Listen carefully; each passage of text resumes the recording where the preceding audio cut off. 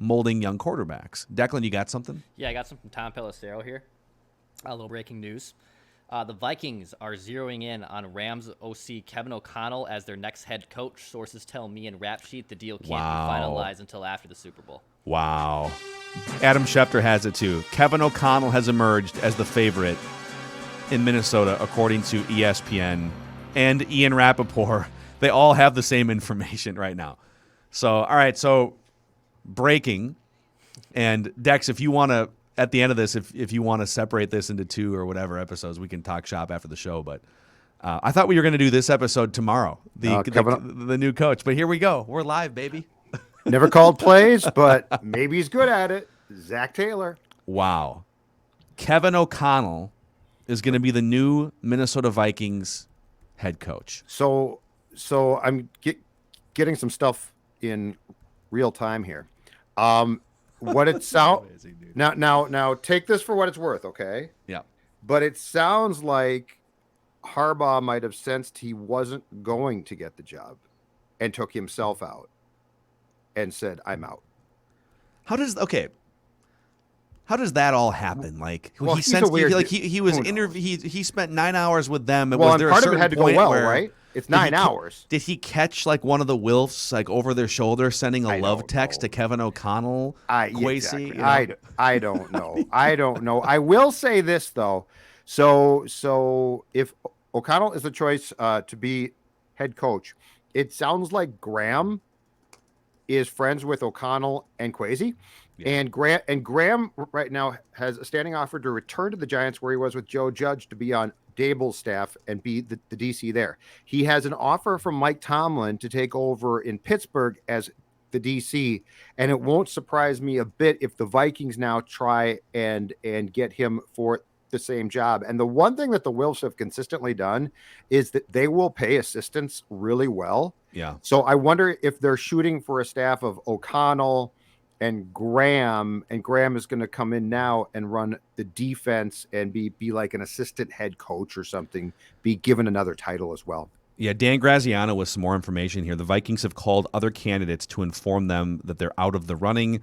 The deal with O'Connell can't be officially finalized until after the Super Bowl, so we have to wait for official word. So the Vikings might not comment on this publicly for 2 weeks, right? They can't put out they can't put out a release, yeah, right? Yep. So there you have it. Okay. Amazing. The Minnesota Vikings, their organization is now being run by a 40-year-old, innovative, former Wall Street trader in Kwesi Adolfo-Mensah, and Kevin O'Connell, the, 37-year-old? 36, 37-year-old? 36, offensive, I believe, yes. Offensive coordinator for the Los Angeles Rams. Yes. And I am not as hung up on the play calling thing as some people are. There's examples around the league, actually the apples to apples example is Zach Taylor, right? I mean, Zach Taylor was not even a coordinator with McVay. 36. And he's obviously coaching in a Super Bowl in a week and a half from right now. Mm-hmm. So this coaching tree is so interesting. You could already make a case that the Sean McVay coaching tree within like 5 years has more success stories than Bill Belichick's coaching tree in 20 years. Yeah. In Belichick's coaching tree, it's not good. Bill O'Brien, who's the most successful? Brian Flores and Bill O'Brien, 500 coaches? Yeah, it's a mess. That coaching tree is a mess. This is what? Matt LaFleur's on this coaching tree. Zach Taylor. Chargers, Brandon Staley. Mm-hmm. Mr. Go For It. I might want to pump the brakes a little on that. Kings was Cliff Kingsbury a friend with? He got coffee with him one time. Yeah, McVay, but he's not really on the tree. So, but yeah, this is going to be so. This guy has been, I believe it's quarterback's coach the OC for the Rams for 2 years now, and the most interesting thing about his background was he was his first year in Washington with the now Commanders. He was the quarterback's coach for Kirk Cousins. Yes. And what's interesting about it is, and this might mean nothing, okay? So I'm not throwing stones here, but it's actually one of Kirk's statistically worst seasons. It's not a great year for Kirk. And then Kirk obviously signed with the Vikings in 2018. O'Connell was promoted to quarterbacks coach / passing game coordinator, and then was the OC in Washington in 19. And then after that season got blown out because in 19, Jay Gruden got fired during the season. Yeah. And so O'Connell then went and joined McVay in 2020. So what do you think this means? Let's start with the quarterback spot. There's two ways to look at this. Number one, he was Kirk's quarterbacks coach in Washington in 2017. They found someone with a specific connection to the current franchise quarterback. They can rekindle that relationship, restructure Kirk's contract. Maybe it's a 3-year deal or restructure. And now the Vikings have finally found an offensive-minded head coach with some leadership traits that we don't know much about yet. And he's going to take Kirk Cousins and this offense to the next level. The other way to look at it is, okay, this is a great opportunity to strip things down a little bit here, trade Kirk Cousins in a market in which there's going to be 9 or 10 teams probably looking to trade for or acquire a quarterback upgrade of some kind. Cash in on the demand by getting a first-round pick or a second-round pick for Kirk Cousins. Save $35 million in cap space, and then look for your quarterback of the future. Maybe it's the guy that's been turning heads at the Senior Bowl this week, Malik Willis. Maybe it's someone in the 2023 draft. Find a new bridge quarterback like a Marcus Mariota or somebody, and you basically start over at quarterback with a 3-year grace period. What do you think? What do you think Kevin O'Connell means for the future of this offense? I think if these guys work, and because they're both young, if they work like the young executives do in baseball, Phil, I think what we have to do is take the heated, passionate portion of the thought process out. And so I think that they will look at this long and hard. But I think where you start with your question is this. Kwesi starts making phone calls about Kirk to see what the return is possibly. Because if you've got bidding, like if you can bid Kirk up, and a guy like Kwesi and O'Connell can get, let's say, a first-round pick, I don't think that people that age who think like I think they do are going to be like, oh, no. Kwesi, this has to be Kirk. Like, I need Kirk. So I think what you're going to see, and not just with Kirk, the entire decision on the roster. So I'm talking Danielle Hunter, I'm talking Thielen, I'm talking Kendricks, Harrison Smith. I think you're going to see a smart, calculated, some will call it cold, decision-making process on common sense, on statistics, analytics. I don't think we're going to see I think we can win a Super Bowl with Kirk. Mm-hmm. And I won't be surprised if Kirk is moved, because I don't think the new guard thinks in the terms of got to win now and can win with Kirk. I think the new guard thinks, what's the best for our team, and what's the way to set a foundation that gives us the best chance long-term as well? Yes. How about that? And I think that's the right approach. And I know that so many fans, and I get it, and the ownership wants to do this too. It's all about how can you maximize the next year, right? And the Vikings, they can always do wizardry with the cap because we have Rob Brzezinski around these parts. But the cap always catches up, and you're kind of seeing that the last couple of years. You know, the Vikings have like $25 million in dead cap this last season, which means players that you are cutting or otherwise swallowing dead money for them to not play for you. So you can keep trying year after year to shove money down the road, but if they were to take an actual breather in 2022, and you can take a breather like the Eagles did and still make the playoffs because there's 7 playoff teams, right? So you could actually take a step forward, grab the 7 seed while you're rebuilding. I mean, hell, the Bengals were still supposed to be rebuilding. They made it to the Super Bowl. You're absolutely right. Yes. But if you take a step back and you really aim for 2023, you're going to walk into 2023 offseason with like $80 million in salary cap space to bring a couple blue chip free agents in. Mm-hmm. You might have a couple extra draft picks if you trade veterans like Kirk Cousins. So, like, my excitement for this franchise goes beyond 2022. It's 2023-24 if you do it the right way.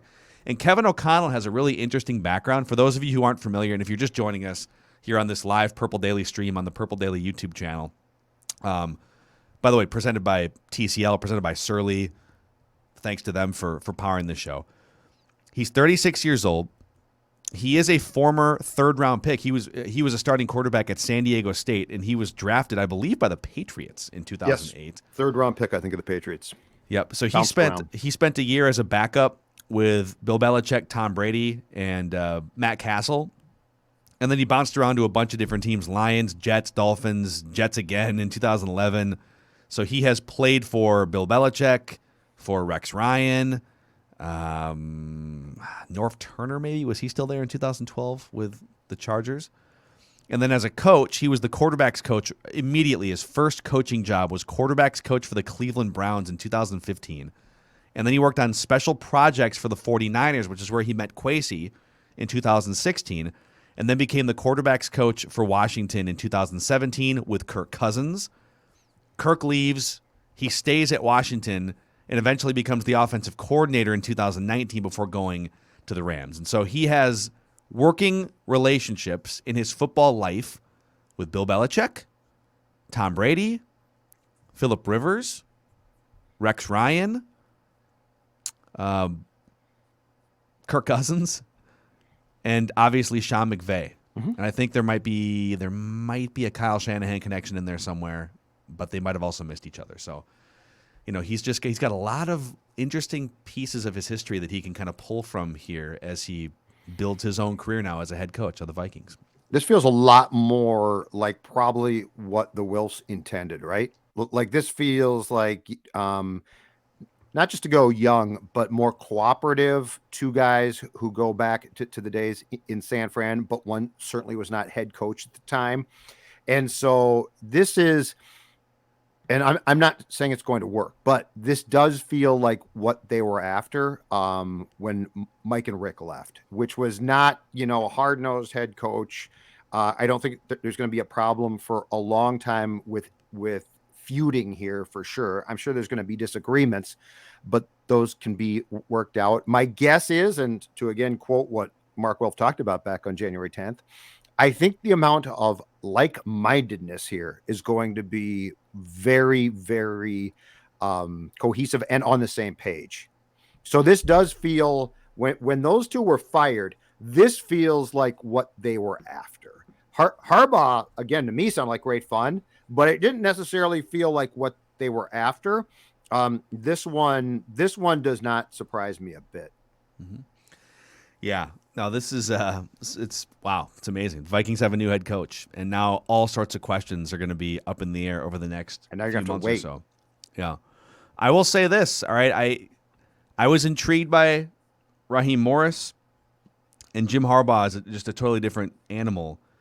But if you're just looking to take a gamble on potentially the most innovative offensive mind, it would be an offensive mind from the Sean McVay coaching tree, right? Yes. And someone who also spent time with the Patriots as a player. So I love the fact that they have gone back to the offensive side of the ball with these weapons. Like Justin Jefferson is such a rare Hall of Fame caliber talent. And I know it's been 2 years. Yes, I think he's a Hall of Fame caliber talent. And so the Vikings' most successful eras of football over the last 25, 30 years have been turning those stadiums, the Metrodome mostly in 1998 and 2009, into a track meet and just running up scores on teams. And I'd like for them to get back to that style of football. Not that you can't play some defense, but don't be afraid to beat someone by 20 points. It's literally been like the last 4 years, the Vikings have one 20-point victory or two or something. Right. It's ridiculous. So, God, use that stadium, use the noise to your advantage, use the fast surface, and play some offensive football with your weapons the next few years, and get innovative. Stop playing 1996 offensive football with the Kubiaks and Zimmer. Also develop a quarterback. Develop a quarterback and get those 5 years of cost control, because that is where you make hay and build a team. So how did we get here? I think that there's two guys that we could point directly at that the Vikings are pilfering ideas from and stealing. Zach Taylor's ascension, which is, look, on the back of Joe Burrow, but everybody deserves credit for that, definitely intrigued them, because to your point earlier, Phil, he came from the Rams after they won, or after they lost to the Patriots in the Super Bowl. He was named coach of the Bengals, and they sort of swallowed hard and stunk, but it worked out perfect. go 2-14 in 2019. And if I'm not mistaken, I looked this up a couple days ago. Zach Taylor tried to call plays in Cincinnati immediately and then has turned that job over eventually. And I do want to get back to that. The other guy from the McVay tree, no question, Matt LaFleur. Now, LaFleur went and was the OC, I think, for a year with the Titans before he got hired by the Packers. But he came from McVay's tree, and he has called plays the entire time. Now, he calls them for a guy who's, going to go in to Canton on the first ballot with ease in Rodgers. But I'm sure in watching Matt LaFleur work, and he's done a very, good job. The quarterback helps a lot, but he's definitely done a good job. The Vikings were somewhat envious and jealous, but I want to get back to the play calling thing, because it's not the fact that O'Connell doesn't call plays that concerns me. It's, is he going to want to? I would prefer to see a young coach, offensive minded coach, certainly have his fingerprints on the game plan and have a ton of ideas and play a major role in the development of the quarterback. On game day, especially if you don't have a veteran QB, if I'm right about Taylor, I think it's a very good idea to hire an OC that you really, really trust, and that on game day, especially at that age in your first head coaching job, allow yourself the ability to run the game without being focused solely on one thing, in this case, the play card. Agreed. I don't have it in front of me, but I saw a chart on Twitter a couple weeks back, and it showed just how many coaches call plays either on the offensive or defensive side of the ball, and it's like 2/3 or 3/4 of the league, if not more, calls plays. And it just doesn't seem like the most effective way to go about it. I love the John Harbaugh way of going about it, where you are, and has he made a couple mistakes here and there maybe by being too aggressive going for it late in games, but like he's in tune with the big picture of game management and timeout management. And okay, if this play doesn't go well and it gets to fourth down, are we going to go for it? Here we are. Defensive play callers, don't even get me freaking started, because like now you don't even have time to go and like meet with your offense between plays. It's like, that's why I'm Zimmer. Get out of here.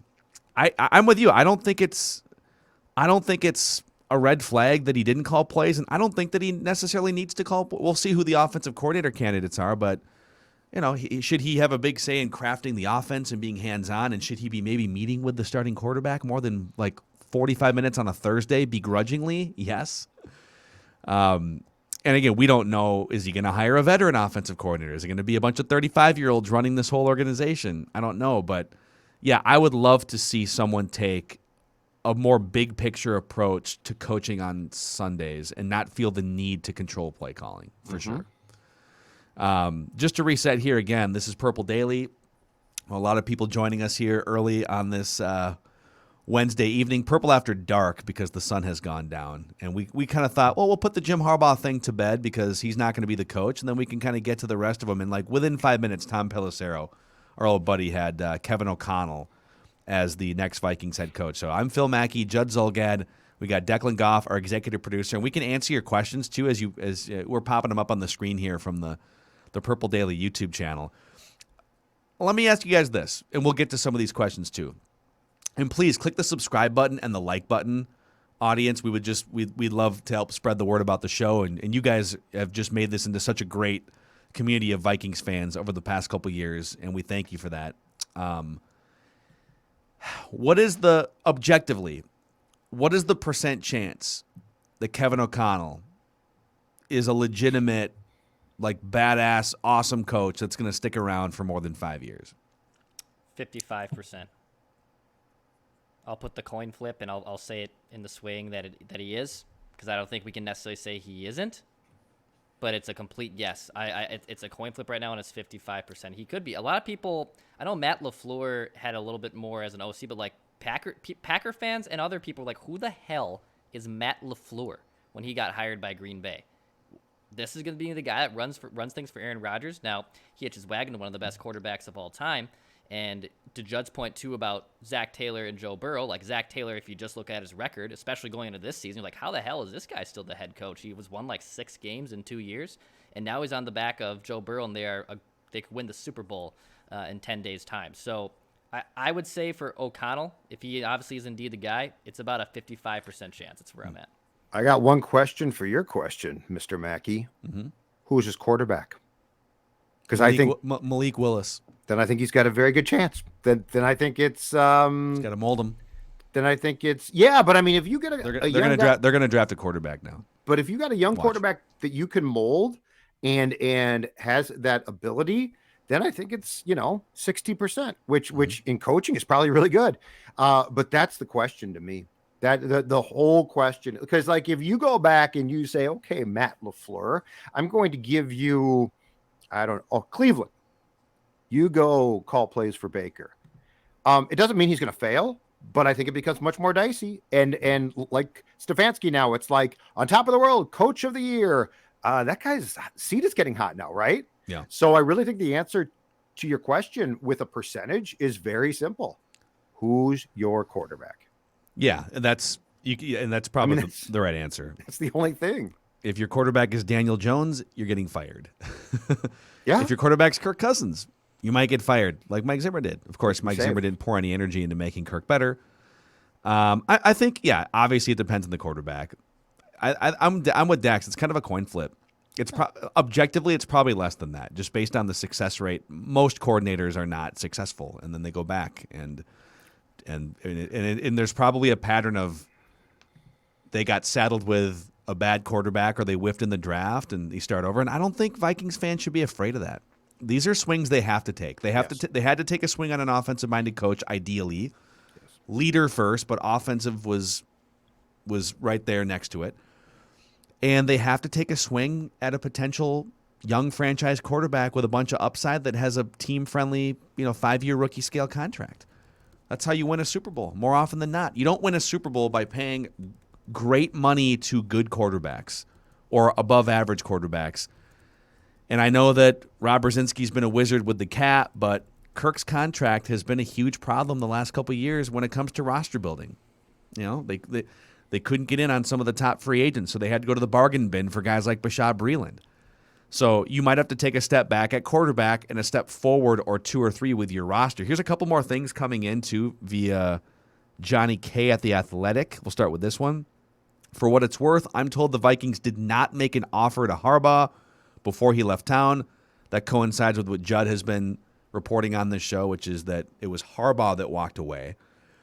And Albert Breer is reporting some people in D.C., when O'Connell was with Washington, called him Tall McVay and thought he might actually replace Jay Gruden in Washington before Gruden's final team faltered. So he's been earmarked as a future head coach for a while.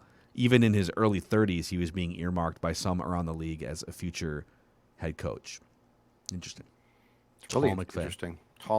Tall McVay. I think that we all would have liked to seen a guy like this call plays. I don't think not calling plays certainly is a downfall of, then you can't coach. But he's a young guy. And I mean, there are young guys who get these jobs who are outstanding, right? Mike Tomlin was a kid, basically. What was he, 34, something ridiculous? McVay was like 32. But then the flip side is a guy like Kubiak, who's asked to be the OC at 34 and completely fails. This guy sounds like he's got a lot more oomph than a guy like that did. But I do think, I really think that this is, right or wrong, what the Vikings wanted direction-wise. Mm-hmm. I think that they basically wanted to, and now they have, taken a deep breath and reset. And they didn't want old crusty Mike, get off my lawn, Zimmer, and they didn't want Spielman and his football side cliche thing. It's going to be a very different team, and that's why I now firmly believe that roster is going to look different. I don't think there's any intention now of, we got some good players here. I think the intention is, Phil, to your point, you're probably right.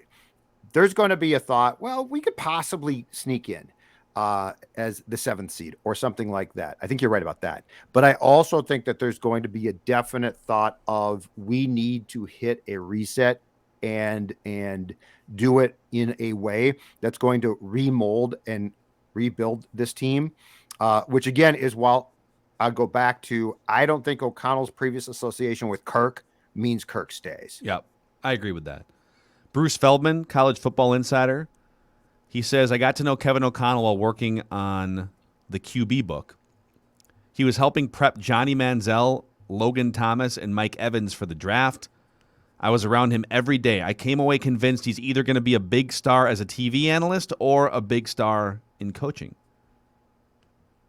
So another nugget there from someone who spent some time around Kevin O'Connell. Are you guys, let's start with Dex here. Are you guys generally happy or okay with, now that the process has played out, they had their list of 8 finalist coaches, added a 9th and a 10th with Pat Graham and Jim Harbaugh, so they wound up interviewing like 10 different coaches or something. Are you guys generally happy with their process to get to Kevin O'Connell? Yeah, I am. I think that they did their due diligence, that they did like 8 interviews initially. You know, they had a bunch of ones to start. They probably also talked to a bunch of people off the record just to gauge interest before they had those, formal interviews, where I know some people kind of mock the funny Twitter things. We have conducted our interview with so-and-so after each one. But I think in general, they did the right thing. So when to tie it all together, when Jim Harbaugh's name all of a sudden comes up and the finalists were already named, you can't just say that, well, we're not going to interview Jim Harbaugh if Jim Harbaugh has interest in this job, and then let's have an initial conversation and then let's do a formal interview. If there's a chance to get Jim Harbaugh, you still have to do that. And the people who are being interviewed and that are being named finalists have to also respect that process. I think a question is, did D'Amico Ryans, was he irked by the fact that a Harbaugh gets brought in, or one of these candidates, were they ever irked by the fact, I shouldn't just single out D'Amico, were they ever irked by the fact that Harbaugh all of a sudden comes in the 11th hour and then swoops in and potentially almost steals the job that these guys have been preparing for and wanting to do? Maybe, but that's just part of an interview process. Remove yourself as a sports fan. Like, if you're interviewing for a job, that's kind of how it goes. If someone becomes available that you think is the best fit, you have to take that chance and have everyone kind of respect that process. Mm-hmm. So I don't look at it as the Vikings did it in any ill-fated way. What about you, Judd? Are you good with the process, or? Yes, and here's why. This franchise needs change.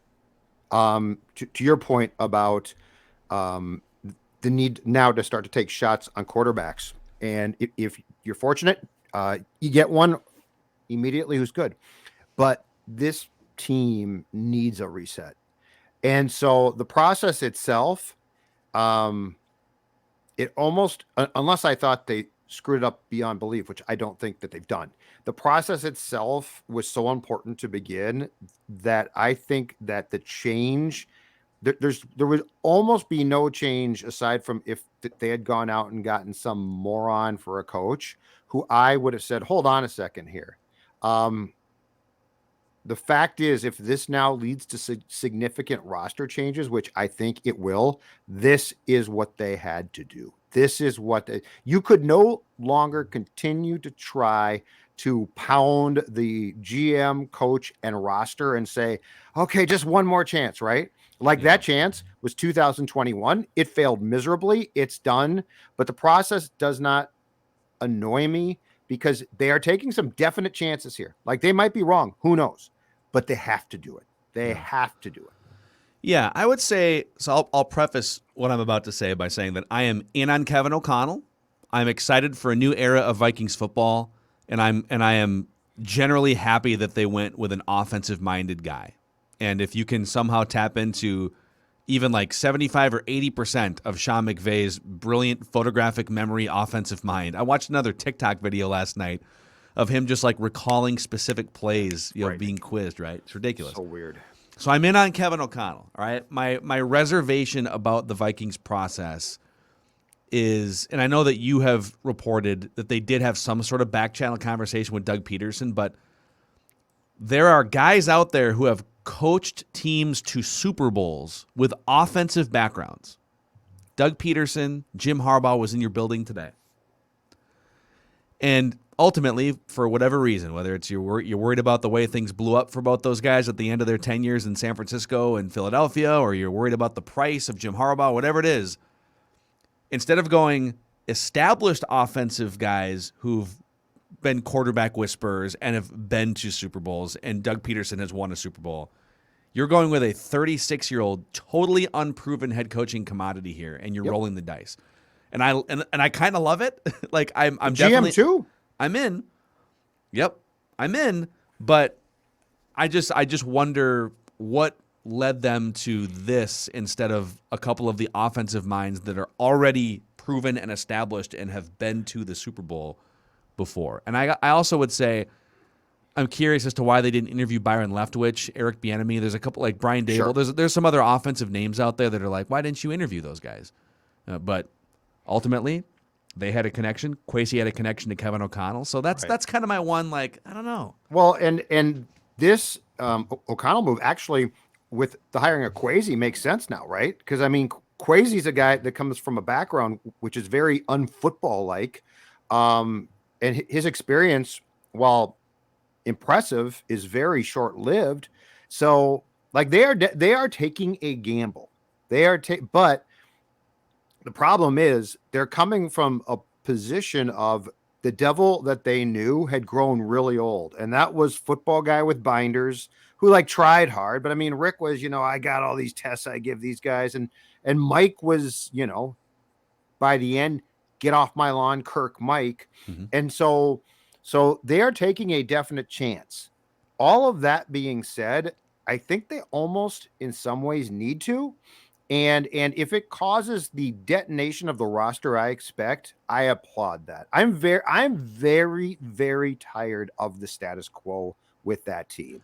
To what extent, because I think you and I are in different boats for 2022, I do not advocate for a full-on tank in 2022. I know that like that's what the Bengals did, and sometimes that's your quickest path to bounce back or to get the quarterback that you want. I think you can get a quarterback. You might even be able to get Malik Willis like 5th or 6th and trade up for him if you want him this year. Sure. But I don't think they need to strip it all down and win 3 games. I still look to compete, but with an eye on 2023. I'm not going to be sacrificing, what I could do in 2023-24. But it sounds like you're advocating for a full-on tank in 2022. No, I'm actually not. I am advocating for a seismic shift to a team that is a team and to talented, possibly not big name players who are your future. I don't even think, despite the fact that it has certainly come up since the Flores lawsuit yesterday, I don't even think a purposeful tank in football can be done. Like it's a different sport. Sure, you got to offer your coach $100,000 per loss. That's how you do it. But it's still hard to do. But I mean, one thing that I don't think that has been discussed nearly enough in the disintegration of the 2021 Vikings is the fact this was not a team. This was individuals, some of whom were very talented, but they were not a team. They didn't work like a team. They didn't act like a team. And so I'm not saying, well, just pick up a bunch of scrubs from the XFL and get crappy. I'm saying make whatever moves you feel are necessary. One, to start to build for 2023. That's fine. And that does not mean that you can't win games immediately. You certainly can.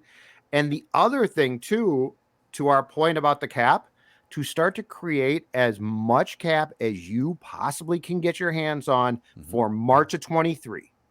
Because the thing about this is this does not need to be a long process. And if you hit on the quarterback, it changes immediately. I think the staleness of the Vikings that I had grown so tired of, it started, with Rick for sure, GM, coach, but the locker room too. That team was stale. That team by this past year, there is no question that team was stale and they didn't play like a team. And this is a sport where you've got to be a team. Yep. I also think, because we talk a lot on this show about, you got Justin Jefferson. You're 2 years in. He's one of the great wide receivers through 2 years in NFL history. So he's got 3 more years left on his rookie scale contract. First round picks get 5-year deals. And you don't want to continue to make him feel like Stephon Diggs felt a few years ago. I don't know what he would have thought about the Jim Harbaugh hire. I think this is a great hire for Justin Jefferson. I'm totally with you on that. This is a guy that's going to prioritize making sure, not from an ego standpoint, making sure that he gets the ball like, Terrell Owens and whatever. Like, strategically getting him the ball and not just like playing catch up in the second half of the season because he forgot about him for a month and a half, right? But like and not actually, a game where he has 5 targets. Yes. Oh, he only had 5 targets in that game. We'll have to get him more next game. Yep. And real quick, to your point about cap space for 2023, in terms of contracts that are on the books for 2023, and there's a couple here that you could tweak, like Harrison Smith, Thielen, those are easily tweakable. Even without tweaking those, the Vikings are set with $73 million in projected cap space. And I haven't compared that to the rest of the teams. It's probably not number one by any means, but when's the last time the Vikings had actual cap space? It's always felt like you're just digging out from underneath, Peterson and Mike didn't want to lose guys, and so Rob find a way, which Rob could, but then the bill came due, and I believe it's after the coming season that Justin Jefferson is eligible for an extension, which I would pounce on. Like I would clear out cap space and be like, "What do you want?" Because he's special. But yeah, this is I think 22 should be spent remolding this franchise in the shape that it should be in, and as far as redoing the culture. And if you win games, great, and if you don't, you don't. But I would want to hit March of 2023 running, absolutely running, and if you get the quarterback right, there is no reason why 2023 you can't be, with basically a new look, super competitive. By the way, not to buzzkill this, but so the Vikings are set with $73 million in cap space for 2 seasons from now, so like a year from now. Sure. It's still bottom 5. It's Is still it really? bottom 5. Yeah. Got to get more. Dude, you do. Get more. The Jaguars and the Raiders and the Dolphins are both on pace to have $170 million in cap space. Got to get more, though. Now, that's going to change, but yeah, I think the biggest message that the Vikings are sending here the last 3 weeks with their general manager hire and their head coaching hire is, even though we were tempted by some splashy names out there, this is about innovation and the best way to construct a winning football program in 2022, 23, 24. We're not reaching back. And listen, I was on the Harbaugh wagon, so I'll raise my hand. But they're not reaching back into the past. They're not looking to just win the biggest headlines. They're very comfortable bringing in a non-household name in both of those positions to get the football ops right and on track and modern, right? All of those things. The national attention that would have been on this franchise if they would have hired Jim Harbaugh, I mean, they would have gone from being a complete flyover team in 2021 to being like one of the 5 most interesting national stories, right? Primetime games. They don't, and they care about that, but like, they don't care about it. Well, they should. They want to win games and they want to win Super Bowls, and they know that the current structure of things is not on a Super Bowl trajectory. And so I commend them for saying, you know what? We're gonna eat our broccoli here. We know that these 2 potentially non-sexy hires to the masses, non-household names, are the 2 guys that can ideally bring them to actual Super Bowl contention. And this takes big brass ones too, because if they're wrong, it's going to be a disaster. But if they're right, it's going to a certain point. I think, especially from the GM's chair, reset how teams think, right?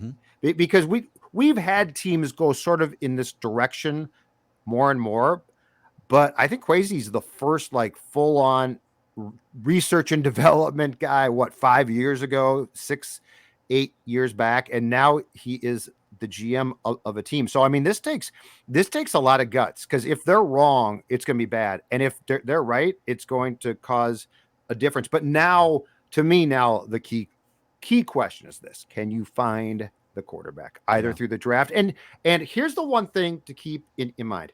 So as intrigued as we might be by some of the draft prospects in the 2022 quarterback class, the thing to keep in mind is these guys might sit down and say, yeah, it's good. It's not bad. 2023 is really good though. Yeah. So the general consensus is 2022 is yeah, it's okay. Although I'll take Malik Willis, and I'll roll the dice on Malik Willis and Kevin O'Connell molding him. But your point about, Phil, a bridge QB is very possible. Because I just really think with these two coming in to run things, I think they're going to get an offer for Kirk they can't refuse. I agree. I look at the stats. The stats are good. The teams are desperate. Everybody's going to think I can fix him. I don't agree with that, but that's fine. I don't care about that. And I think that there's going to be an offer that two pretty smart young guys are probably going to say, we're going to regret it if we don't make this trade, because Kirk's never going to get us to where we ultimately one day want to be. Yeah.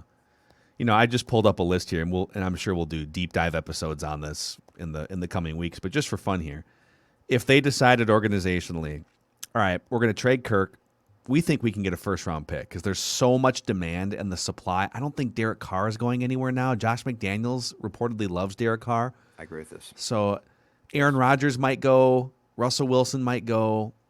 There's like 8, 9, 10 teams looking for a quarterback that can help them get to that next level and make the playoffs or whatever. Steelers, Panthers, Broncos, right. 49ers, Colts, etc.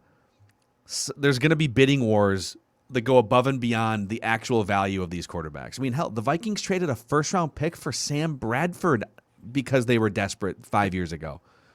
It happens. I mean, Matthew Stafford garnered a haul from the Rams. So if you trade Cousins and you wind up with $35 million in cap space and a blank canvas, I draft Malik Willis. I trade up to get Malik Willis. But there's plenty of interesting bridge guys out there that won't cost you $30 million to sign. I'm looking at unrestricted quarterback free agents. Jameis Winston, sitting out there. For a year. Probably not going to cost you a lot of money. He's also a former number 1 overall pick. Teddy Bridgewater. You could do worse than Teddy Bridgewater as a pun intended bridge quarterback, right? Marcus Mariota. I mean, even Tyrod Taylor. Like, there's dudes out there for a year or two that are professional guys, even a couple guys with some major upside, like Jameis Winston. I mean, I don't want him, but Mitch Trubisky is a guy that people think is because he finally got to spend some time with that innovative, Bills coaching staff. But there are dudes out there that might not be as good as Kirk Cousins, who, by the way, is like the 12th or 14th best quarterback in the league. So let's not act like he's something that he's not.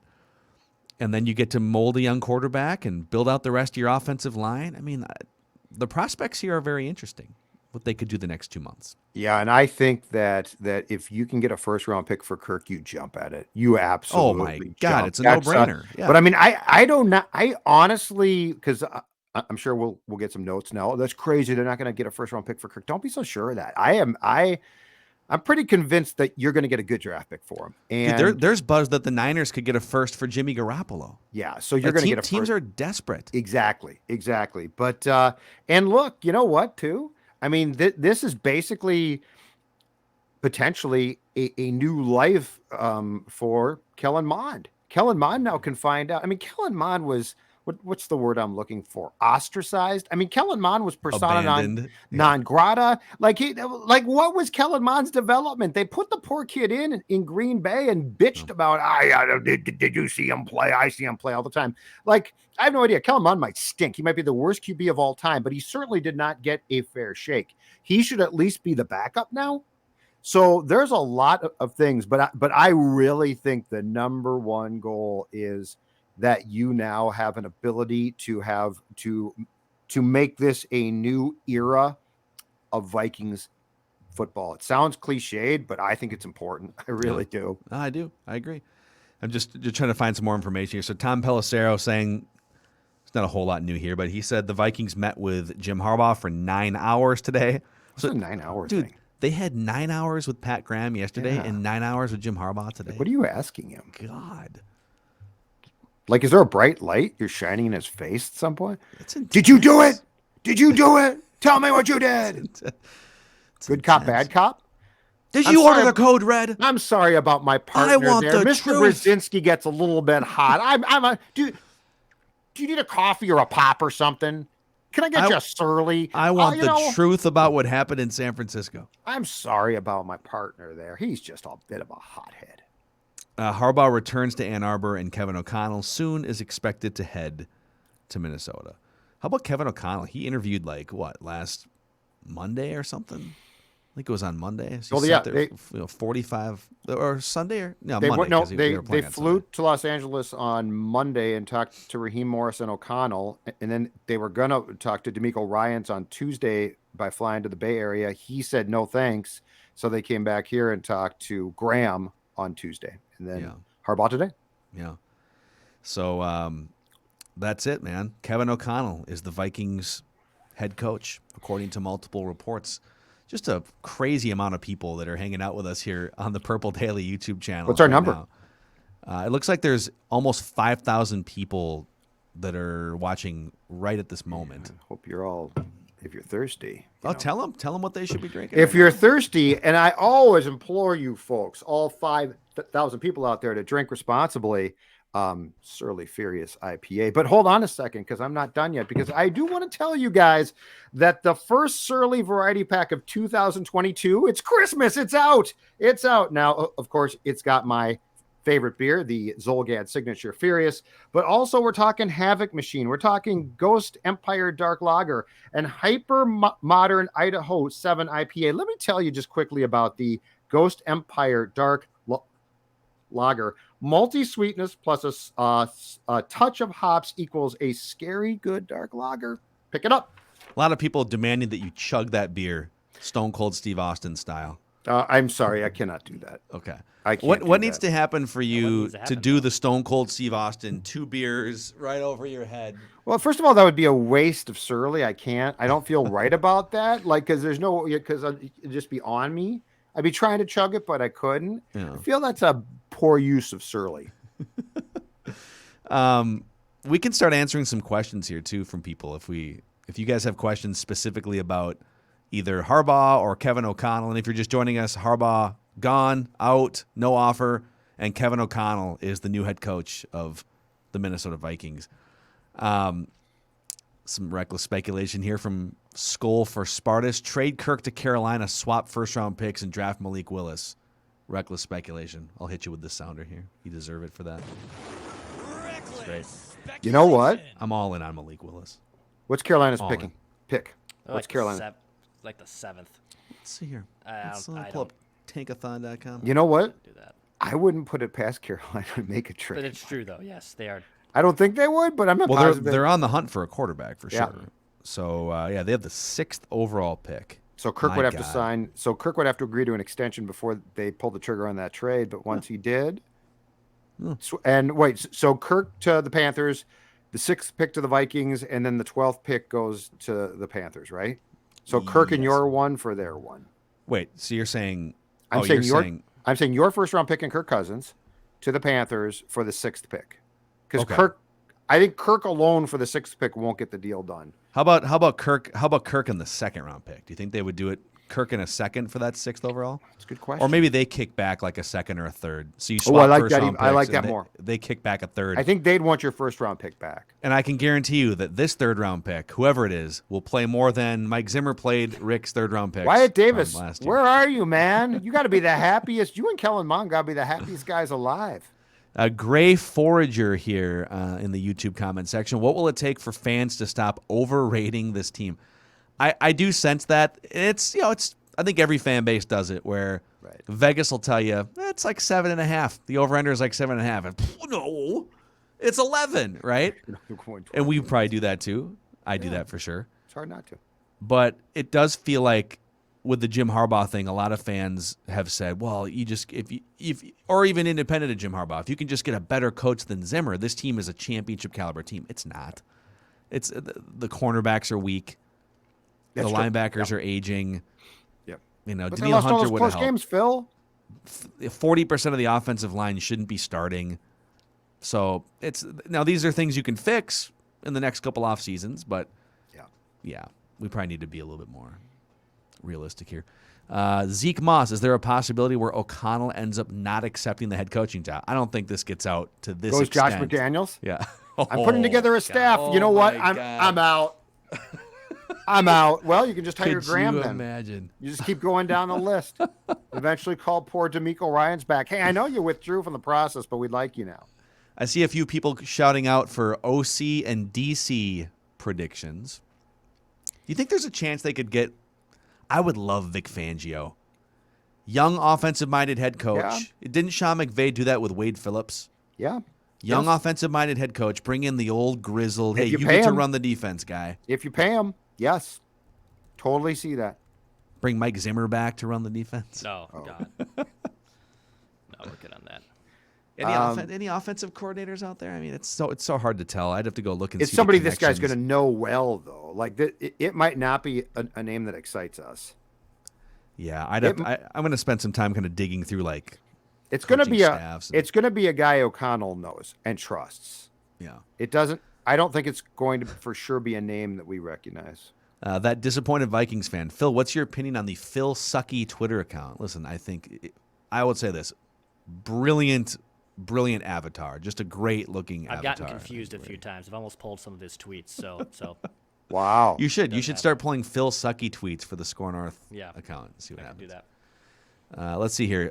3 to 4 year rebuild. No, Is it that doesn't have it? to be. It doesn't have to be that. It doesn't have to be that. You got to now. If you don't find your quarterback, there's going to be trouble.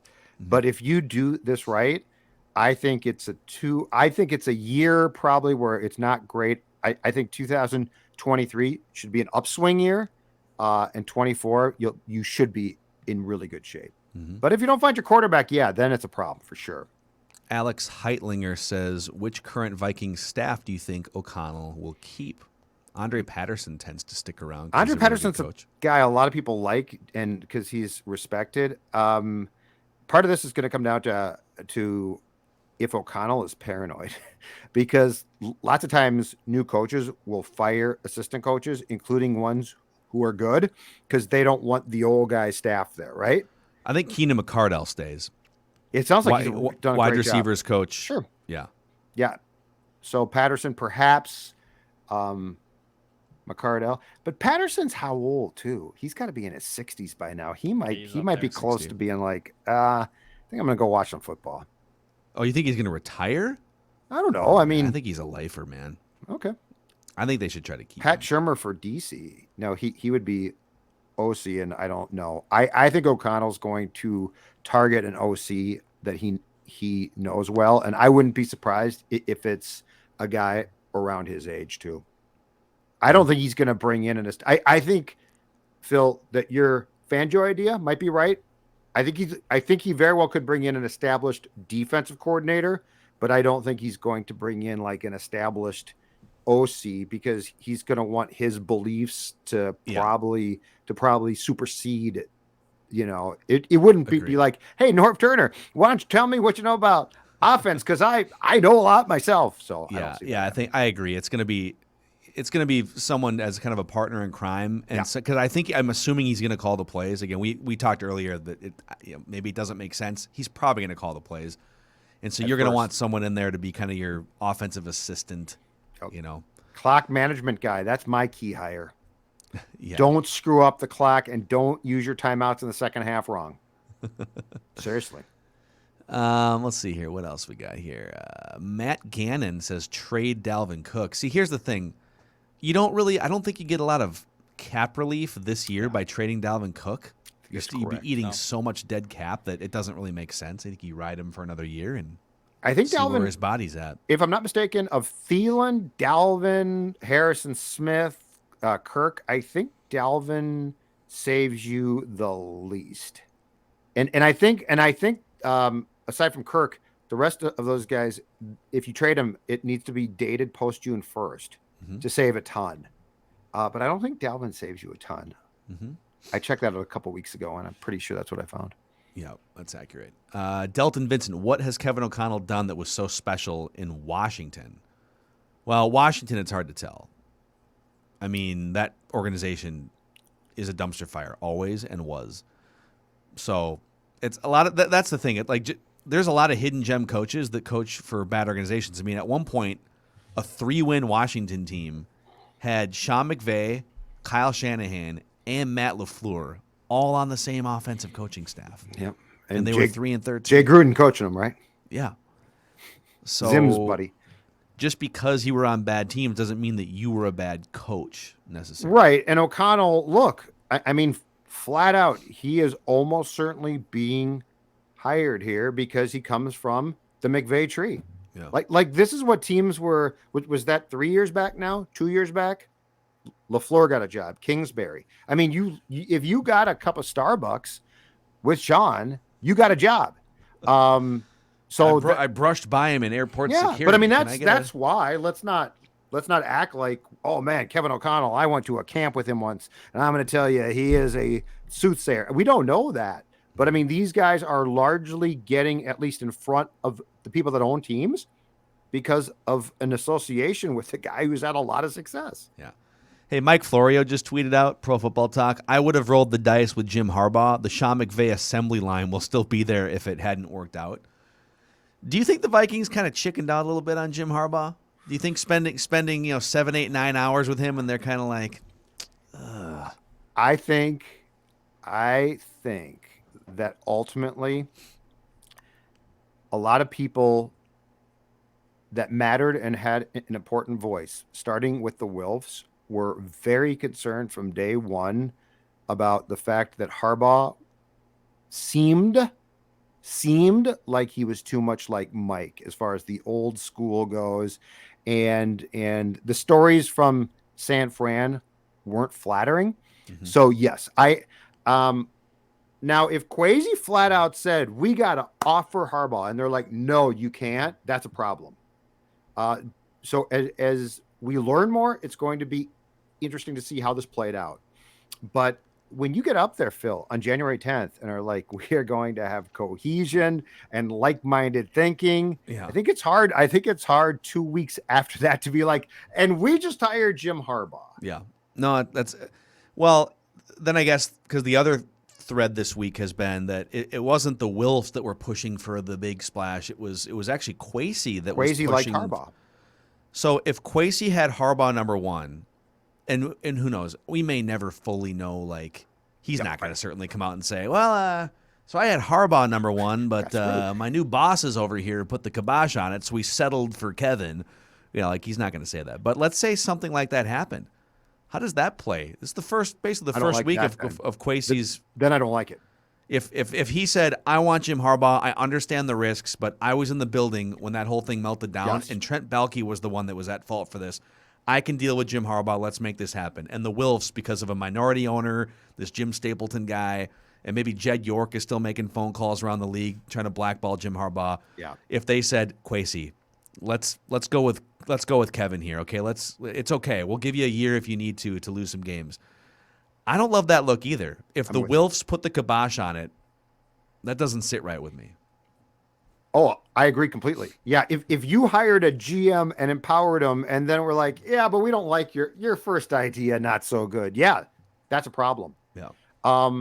Look, these guys I think they've done a lot of good things, but they have definitely made mistakes, including apparently allowing their previous GM and coach to not talk for weeks or months in a meaningful way and not being aware of that completely, which to me is a huge problem. So yeah, if they said, all right, we'll talk to Jim, and then they're like, we are not going to do this, that's a problem. But this is also why you don't say, I think what you say when you fire Rick and Mike is, we're going to go hire the best person possible. I don't think you put the parameters on a new world. That might be privately what you think, and that's fine. Mm-hmm. But it takes out people potentially who could be good. Yeah. But they needed a change, and that to me is the most important thing. Like, you can't go on the way they were. Garage 1211 asks, what could the Vikings get for Adam Thielen? He's in his early 30s. There's about just to put some context on this, there's like 5 or 6 veteran players, all over the age of 30 or around 30, that make a bunch of money. And if you're looking for 2023 and you're looking to stockpile some draft picks, assets, I mean, he's on that list. You got KJ Osborne too as a guy that could step in and be the number 2 wide receiver. Look up the Patriots draft picks, because that's where I'm sending them. Bill would love this guy. Bill would love this And Bill guy. can't find a wide receiver, right? And Like they've had a hard and Bill time. and this guy got in a shouting match because they're both so competitive. That's right. But I mean, Adam Thielen, is he not a Patriot?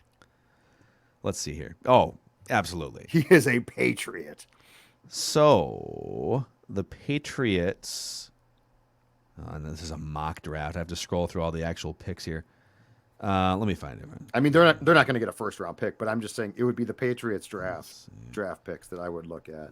Okay, so they pick 21st, and then dang it, I just want a list of draft picks. That's all I want. I just want to see. They have let's see here, 21st, 54th, 85th, 125th. So they have a first, a second, a third, a fourth. And then they have a sixth from the Rams. That is it. I mean, this guy would help Mac Jones a lot, though. I'd like a second round pick if I could get it for him. I could see Not it. sure you'd get it, but he is a Patriot. He's a Patriot through and through, and I'd love to give him a chance to win a Super Bowl. You got to lift up Mac Jones somehow. That's my whole thing now. Super Bowls for everybody. Harrison Smith, I want you to win a Super Bowl. Eric Kendricks, I want you to win one too. Yeah, and then we can bring you back. We'll get you in the Ring of Honor. Oh, It'll you're be in the great. Ring of Honor. Lonnie Gomez says, would you want to extend Kirk if he took a pay cut? So I know we've talked about this a lot, but just for this show here.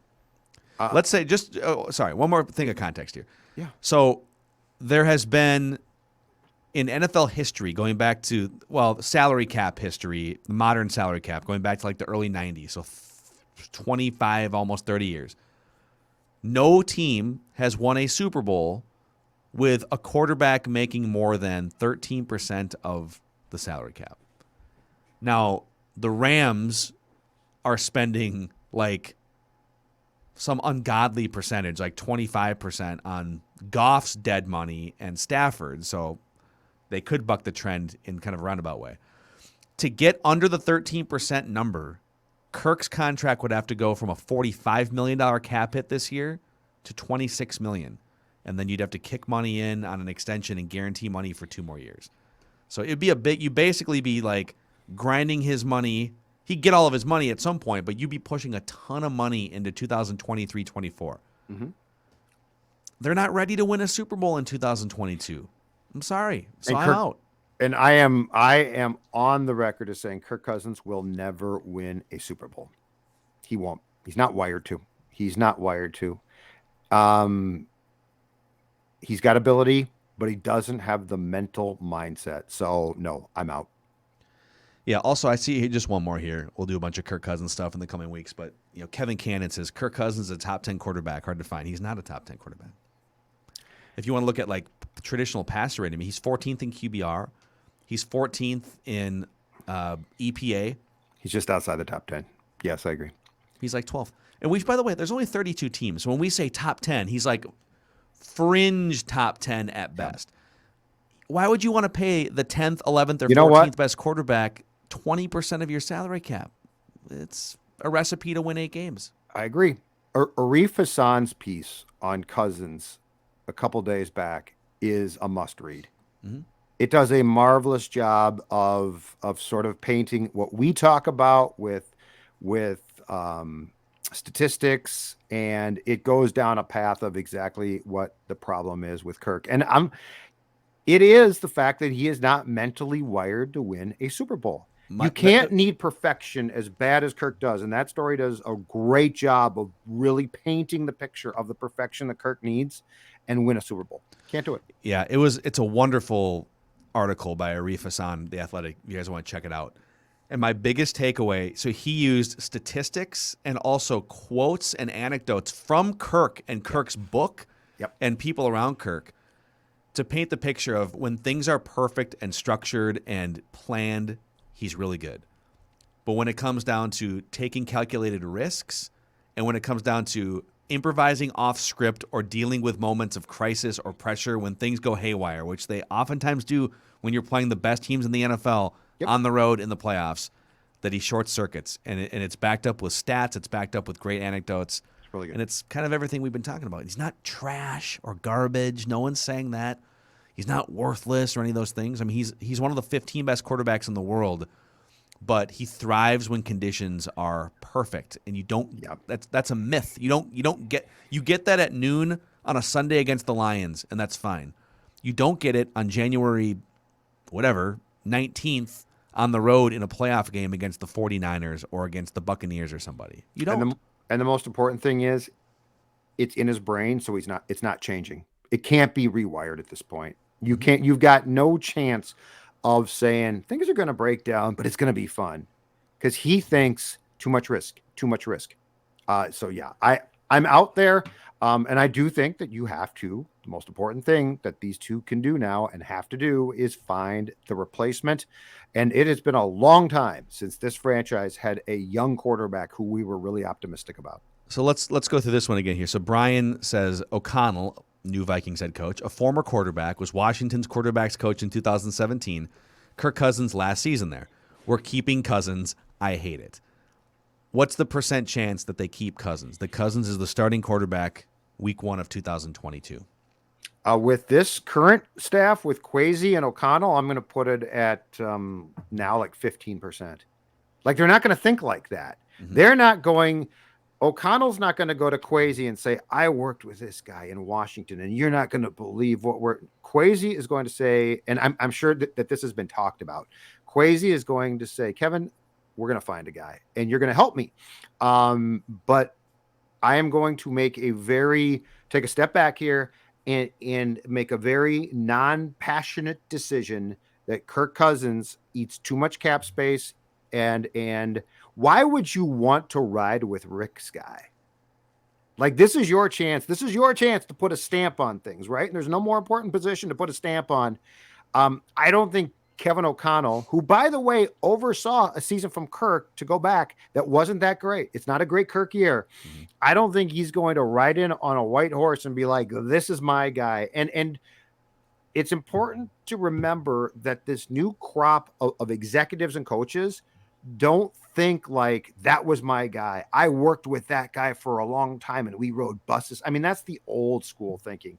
These guys are going to make a very statistically sound decision based on the facts, not based on the fact that O'Connell and Kirk got some weird steak together in Washington 5 years back that was like super, like, didn't have a grill mark on it, or that was weird. That was people that's see Kirk. Like UFOs and wonder what that was. That was what was the man that? Takes a brick out of a thing, right? Or puts one stone. in. He puts a stone.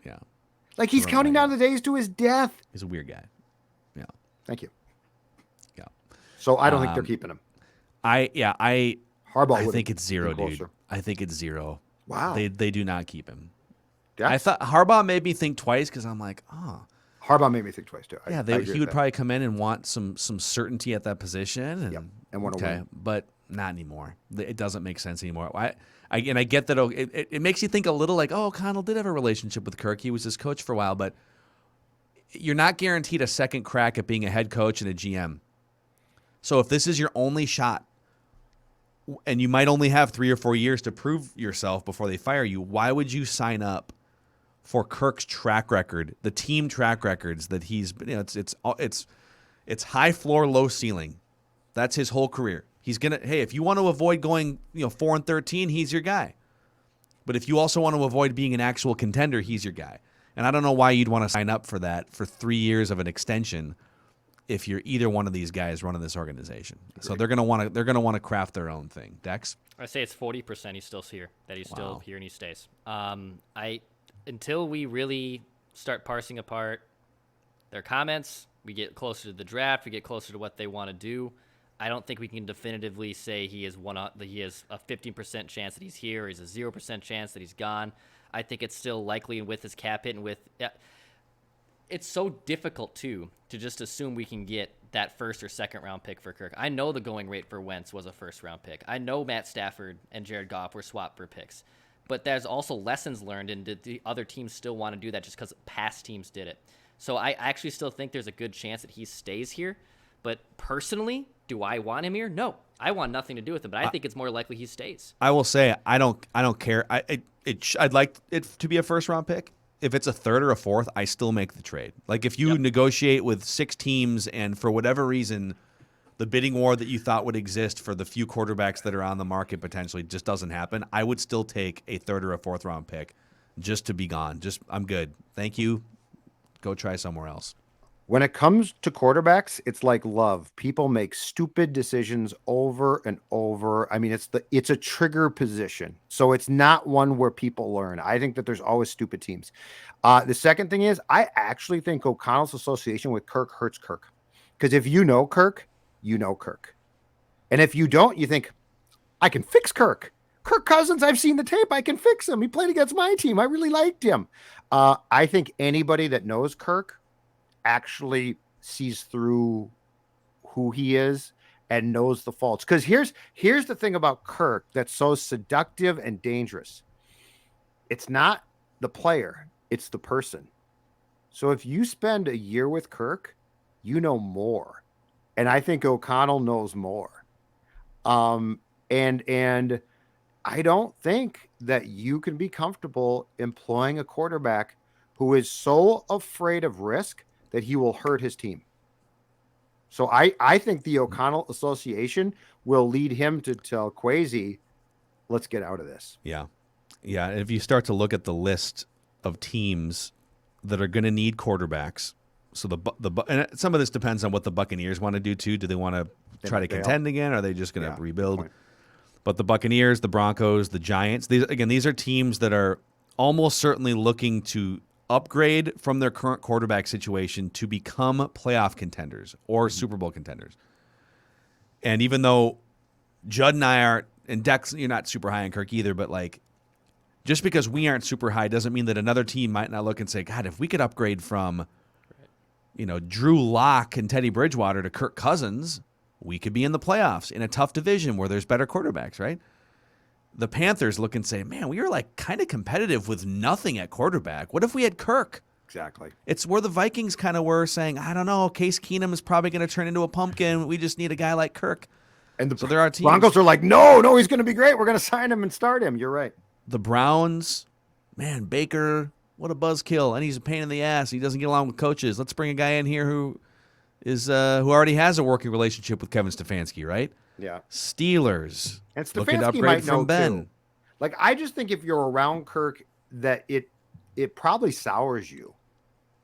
Because, like, you see how risk adverse Kirk is, right? And how sort of uncomfortable Kirk is.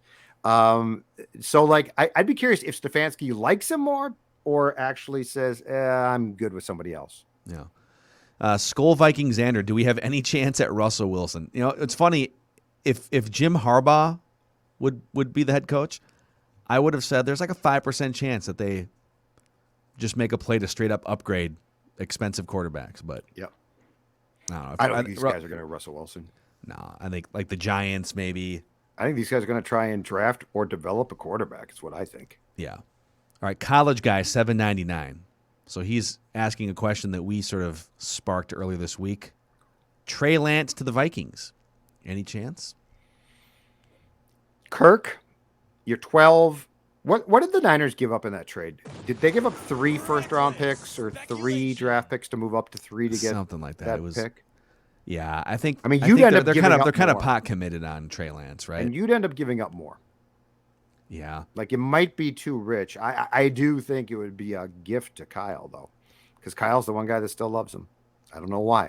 I think they'd like to clear out $27 million of Jimmy Garoppolo and just build that roster even more than it already is, and just see what Trey Lance can do. They're so committed to Lance, but I would definitely make that phone call. Hey, Kyle, you've been talking for years about how Kirk's the one that got away. Well, now he's available. Now here's your chance. What are you thinking? Here's your chance. And it's weird that there was a report, I think, on WFAN yesterday. Boomer Esiason brought up a rumor that John Lynch might be returning to TV.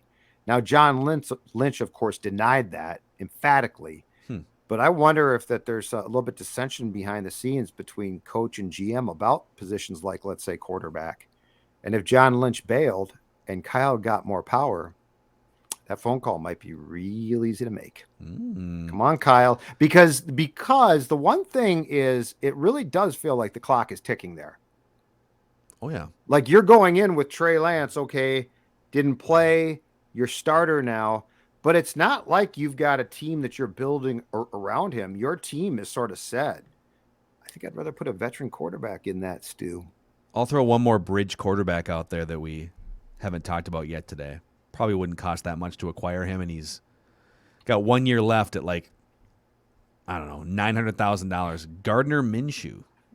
You trade Kirk Cousins. Yeah, and you get start a first for or a a year. second round pick, and then you trade like a 5th round pick for Gardner Minshew, get a year look at him, work Well, with an offensive minded guy, draft a quarterback. Yeah. Interesting. Ashley Campbell says, bring in Jameis Winston for 16 to 18 million. How much money do you think free agent Jameis looked really good in like What did he 5 make in- games? What did he make with the Saints? Let me see here.